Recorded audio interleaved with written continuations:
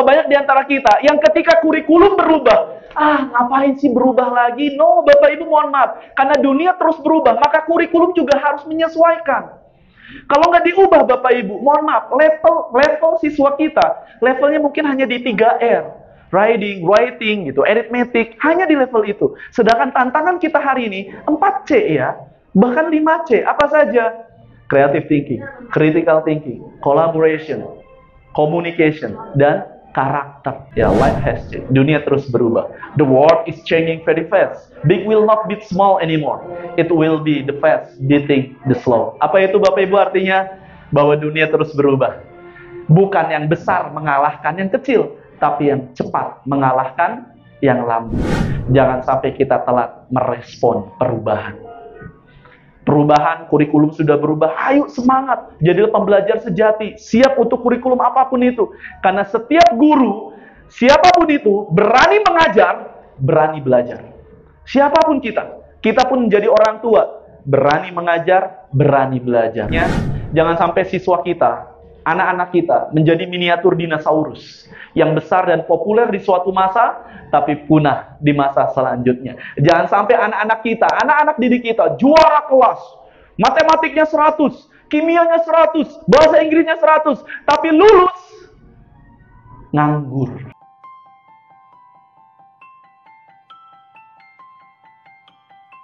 Bangunlah jiwanya, bangunlah badannya, untuk Indonesia Raya. Indonesia Raya, merdeka, merdeka, tanahku, negeriku yang ku cinta. Indonesia Raya, merdeka, merdeka, hiduplah Indonesia Raya.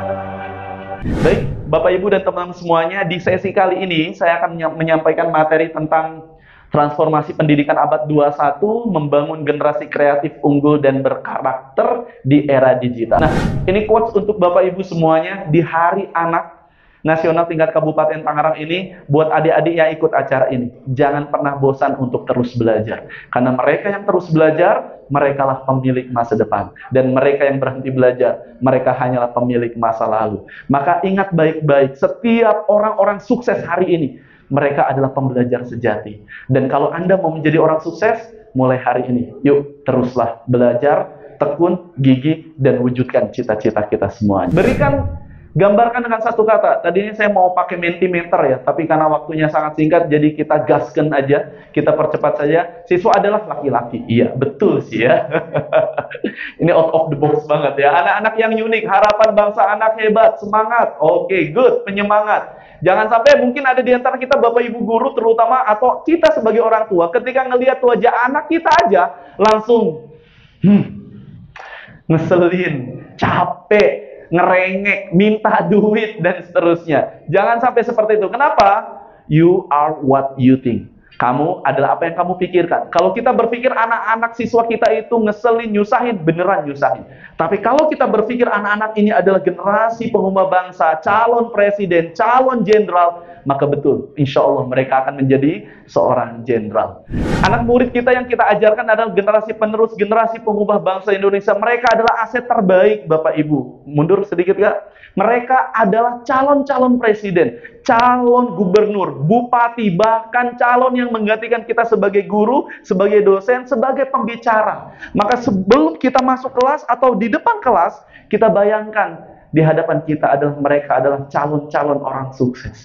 Yang sebenarnya mereka harusnya mendapatkan kata-kata motivasi, kata-kata inspiratif, bukan kata-kata hinaan, kekerasan, bahkan diskriminatif. Thomas Alva Edison, siapa sih yang nggak kenal? Beliau adalah penemu bola lampu. Tapi ketika beliau sudah menjadi orang sukses, gitu, dia masih ingat dulu waktu kecil ketika itu dia kasih surat kepada ibunya dengan polosnya. Dia kasih surat ke ibunya, lalu ibunya berlinang air mata sambil menahan tangis tersebut. Dia katakan kepada Thomas.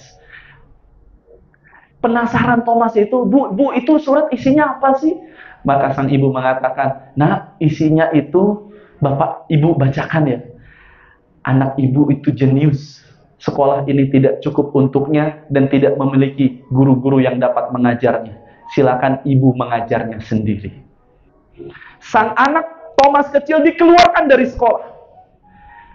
Tapi dikeluarkannya adalah membuat alasan yang positif. Ibunya ketika itu mengatakan, nah kamu itu anak jenius, sekolah tersebut ternyata nggak mampu mengajarimu.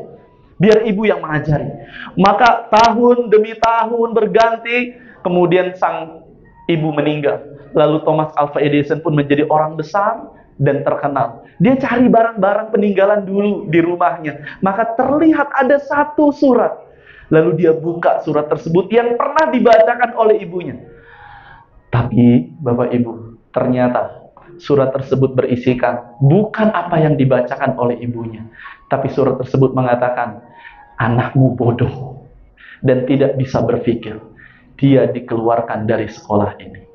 Maka apa yang dirasakan oleh Thomas besar ketika membaca itu? Yang dulunya ketika itu sang Thomas semangat sekali ketika dia dikatakan jenius, pintar oleh ibunya. Ternyata isi surat itu terbalik 180 derajat. Thomas Alva Edison mengatakan ketika itu, Thomas Alva Edison adalah anak bodoh yang tidak mampu berpikir, yang diubah menjadi jenius dan tokoh besar abad ini oleh seorang ibu pejuang hebat. Maka kalau Pak Faisal mengatakan setiap pengasuh yang dengan anak itu bisa orang tua, bisa guru, dan bisa siapapun itu, maka kita sebagai anggota masyarakat seharusnya selalu memberikan kata-kata yang positif, kata-kata yang inspiratif, kata-kata yang bisa memotivasi anak. Betapa banyak anak yang bisa berubah berawal dari the power of word. Maka lingkungan pendidikan kita Bapak Ibu, yuk ramah anak. Dengan salah satu caranya adalah berkatalah yang baik atau diam. Sekesal apapun kita, marah sama anak didik kita, tahan.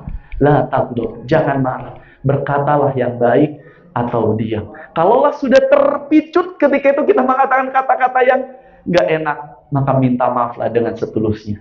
Karena anak didik kita adalah calon pemimpin masa depan Indonesia. Salah satu hak anak adalah Bapak Ibu, di Hari Anak Nasional tingkat Kabupaten Tangerang ini adalah salah satu hak anak yang harus kita penuhi adalah pendidikan yang berkualitas. Maka kalau kita ngomongin pendidikan yang berkualitas Bapak Ibu, tidak jauh dari kurikulum, dan kita sebagai guru barisan terdepan di bidang pendidikan ini. Mau sebagus apapun kurikulumnya, udah ganti Merdeka Belajar dari kurikulum 2013. Mau sebagus apapun kurikulumnya, kuncinya Bapak Ibu adalah guru. Guru adalah solusinya. Maka Bapak Ibu yang hadir di sini, kita sebagai orang tua pun guru. Oleh karena itu Bapak Ibu, yuk kita wujudkan pendidikan yang berkualitas. Seperti apa itu Kak? Next Kak. Oke. Pertama, pendidikan yang berkualitas itu memfasilitasi kecakapan abad 21. Ibu. Yang kedua, next Kak, pendidikan yang berkualitas itu adalah pendidikan yang berorientasi. Berorientasi kepada minat dan bakat siswa. Maka di Merdeka Belajar sekarang bukankah fokusnya di pendidikan atau pembelajaran terdiferensiasi? Bahwa pembelajaran yang dilakukan adalah berdasarkan minat terutama siswa. Oleh karena itu Bapak Ibu, jangan ragu untuk kita mempraktekkan pembelajaran berdiferensiasi Merdeka Belajar. Oleh karena itu Bapak Ibu, gimana caranya agar kita mewujudkan pendidikan yang berkualitas? Mulailah dari sekolah yang kita coba gaungkan, yaitu SRA, Sekolah Ramah Anak. Di mana sekolah ramah anak ini adalah beraman, bersih, sehat, peduli, berbudaya, lingkungan hidup, dan mampu menjamin, memenuhi, dan menghargai hak-hak anak. Tapi faktanya Bapak Ibu, apa yang terjadi? Saya mengisi di salah satu sekolah SD Bapak Ibu di Kabupaten Tangerang. Saya diundang mengisi seminar Yuk Stop Bullying. Apa yang terjadi? Kenapa saya diundang di situ? Ternyata anak SD sudah melakukan bullying fisik, cekek, nendang, bahkan bullying verbal. Oleh karena itu Bapak Ibu, kalau bertemu dengan gejala-gejala tersebut, saran saya jangan dibiarkan, segera diselesaikan. Oke, terima kasih banyak Bapak Ibu dan teman-teman yang sudah jawab. Ini salah satu motivasi untuk adik-adik terutama yang ngerasa dirinya jelek, pesek, hitam. Hey, Allah nggak ngelihat dari fisik kita. Allah melihat dari hati kita, iman kita, ketakwaan kita. Maka kalau kita diremehkan, adik-adik sekalian, yuk buktikan dengan prestasi kita bahwa kita bisa menjadi pribadi yang lebih baik lagi. Bapak Ibu dan teman-teman semuanya, kita tahu ya, kemarin ada yang viral. Seorang anak disabilitas viral mendapatkan Golden Buzzer di American Got Talent. Bapak Ibu, mohon maaf. Orang normal saja belum tentu bisa dapat golden buzzer. Tapi anak disabilitas, anak berkebutuhan spesial, khusus, dia bisa mendapatkan golden buzzer di America Got Talent. Siapa itu Bapak Ibu? Ya, dia adalah Putri Aryani. Boleh klik lagi, Kak? Oke. Sampai kelihatan tulisannya? Cukup. Bapak Ibu, teman-teman semuanya, yuk kita belajar dari Putri Aryani. Pak, kan orang tuanya tajir. Orang tuanya kan kaya. Ya, sekaya apapun orang tua, tapi kalau anaknya punya mindsetnya negatif, punya mindsetnya gagal, mohon maaf, berpikir bahwa kalau saya nggak bisa lihat, saya nggak bisa sukses, maka dia nggak akan pernah bisa sukses. Maka Bapak Ibu, apa yang terjadi Putri Aryani ini, walaupun dia terlahirkan cacat, nggak bisa lihat, tapi dia punya motivasi, impian dia menjadi singer, penyanyi, dan dia bisa terkenal menjadi superstar.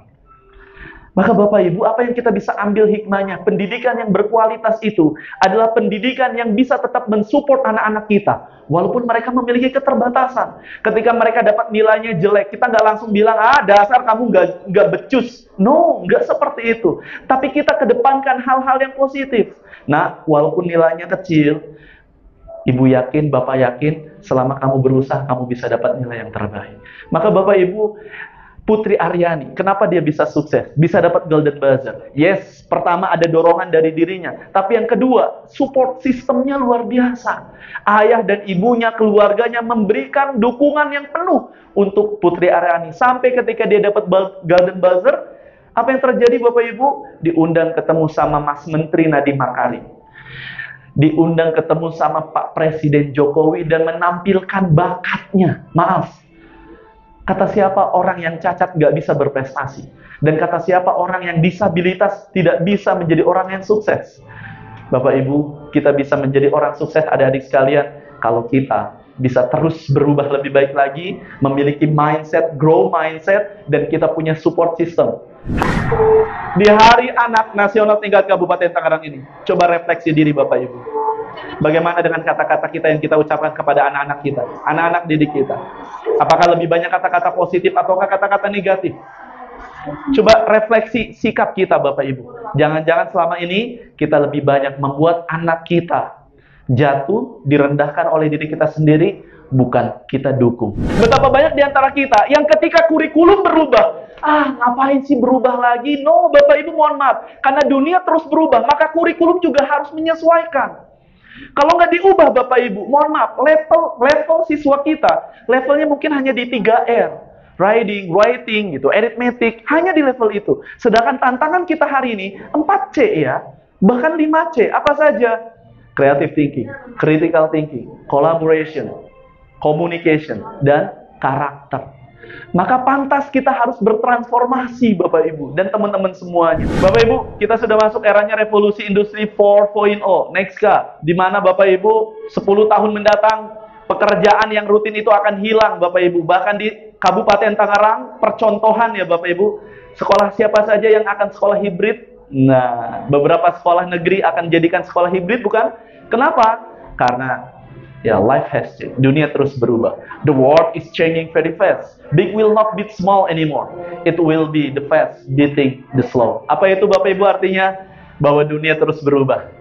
Bukan yang besar mengalahkan yang kecil, tapi yang cepat mengalahkan yang lambat. Maka Bapak Ibu, jadikan sekolah kita, anak-anak kita, mereka mungkin mohon maaf kurang mampu keluarganya, tapi cara berpikirnya visioner, berpikir kreatif, kritis. Dengan salah satu cara adalah menerapkan pembelajaran abad 21. Jangan sampai kita telat merespon perubahan. Perubahan, kurikulum sudah berubah. Ayo semangat, jadilah pembelajar sejati. Siap untuk kurikulum apapun itu. Karena setiap guru, siapapun itu, berani mengajar, berani belajar. Mau tolong ambil hikmahnya. Jangan sampai siswa kita, anak-anak kita, menjadi miniatur dinosaurus. Yang besar dan populer di suatu masa, tapi punah di masa selanjutnya. Jangan sampai anak-anak kita, anak-anak didik kita, juara kelas, matematiknya 100, kimianya 100, bahasa Inggrisnya 100, tapi lulus nganggur. Kenapa? Karena hanya transfer knowledge saja. Bukankah kurikulum Merdeka Belajar sekarang keluarannya adalah OB? Apa itu? Outcome Based Education. Keluarnya adalah outcome, hasilnya bukan angka lagi, tapi produk. Maka Bapak Ibu, yuk mulai hari ini kita berubah lebih baik lagi, didik anak-anak kita untuk menjadi anak-anak hebat Indonesia. Bapak Ibu, boleh angkat tangan kanannya, adik-adik juga boleh angkat tangan kanannya, simpan di jantung. Simpan di jantung. Oke, saya doakan yang mau ikut simulasi ini, mudah-mudahan Allah mudahkan setiap urusannya dan bisa menjadi pribadi yang lebih sukses. Simpan di jantung dan ikuti kata-kata saya. Wahai diri, mulai hari ini, yuk berubahlah lebih baik lagi. Mulai hari ini, tetap semangat, tetap optimis tentang masa depanmu.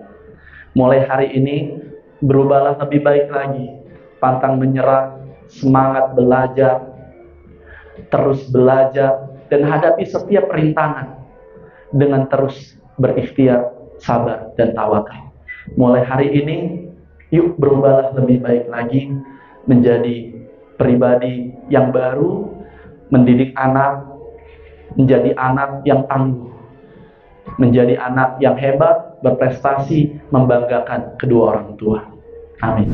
Maka Indonesia Emas 2045 ini Bapak Ibu adalah milik generasi muda. Saya sampaikan di Hari Anak Nasional tingkat Kabupaten Tangerang ini. Pak Haji Asep nggak tahu ya sampai atau enggak nanti di 2045. Tapi yang saya ingin katakan adalah anak-anak didik hari ini, mereka nanti di masa depan ada yang usianya 30, 35 dan itu adalah puncak masa usia produktif mereka. Ada yang di antara mereka yang akan mungkin jadi dokter, arsitek, ada yang jadi PNS, apapun itu Bapak Ibu. Dapat siswa itu mau ngobrol dengan gurunya, nggak usah guru BK deh, guru bahasa Inggris, guru bahasa Indonesia. Kenapa? Karena mereka trust, percaya sama gurunya. Maka Bapak Ibu gunakan 3 hal ini, mudah-mudahan bermanfaat dan mudah-mudahan kita semuanya bisa menjadi guru yang terbaik, guru yang inspiratif, yang bisa membawa anak-anak Indonesia menjadi anak-anak hebat Indonesia. Terima kasih banyak. Assalamualaikum warahmatullahi wabarakatuh.